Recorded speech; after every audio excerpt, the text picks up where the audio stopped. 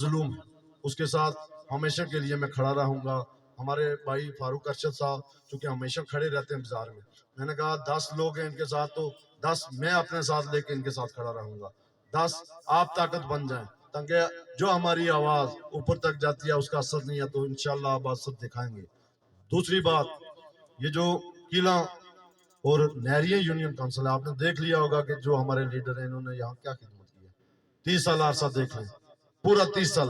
تو میں اپنی فیملی کی طرف سے، میرے بزرگ میرے والد کی جگہ ہیں، ہمارے محترم بھائی سلیم صاحب، بھائی فاروق صاحب، حاجی شبیر صاحب اور جتنے بھی لوگ ہیں انشاءاللہ ہم بھرپور پوری فیملی فاروق ارشد صاحب کی سپورٹ کریں گے، اور بالخصوص محترم جمیل صاحب کی جتنے بھی ووٹ ہیں ہمارے، چونکہ یہ ہمارے پھوپھی زاد بھی ہیں، انشاءاللہ قلعہ سے دیکھیں گے کون سی طاقت ہے جو ہوا میں ہے، اس کو انشاءاللہ ہم بٹھا کے رکھیں گے۔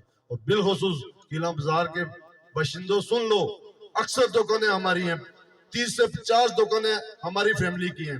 یہ جو فاروق ارشد صاحب ہیں 30 سے 40 دکانیں ان کی ہیں، تو ہم یرغمال بنے ہوئے ہیں، ہمارے اڈے قائم ہیں یہاں۔ کس کے؟ سب سے بڑی بات کس کے؟ دیکھ لیں کس کے ہیں۔ اور قتل بھی یہاں ہوتے ہیں، چوریاں بھی یہاں ہوتی ہیں۔ آج ہمارا ایک بھائی ذہنی طور پہ مفلوجہ راولپنڈی میں، کس وجہ سے ہے؟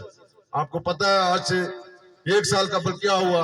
تقریباً 30 سے 40 لاکھ کا اس کا لاس ہوا، تو وہ ذہنی ٹینشن کا مریض نہ بنے تو کیا بنے؟ میں آپ کو بھرپور دعوت دیتا ہوں کہ حق کے ساتھ آئیں، حسینی قافلے کے ساتھ آئیں، اور بالخصوص جو لوگ مظلوم کے ساتھ کھڑے ہوتے ہیں ان کے ساتھ آئیں، تاکہ آئندہ کے لیے جو آپ کے گھر میں آگ لگی ہے کم از کم وہ تو بجھ جائے۔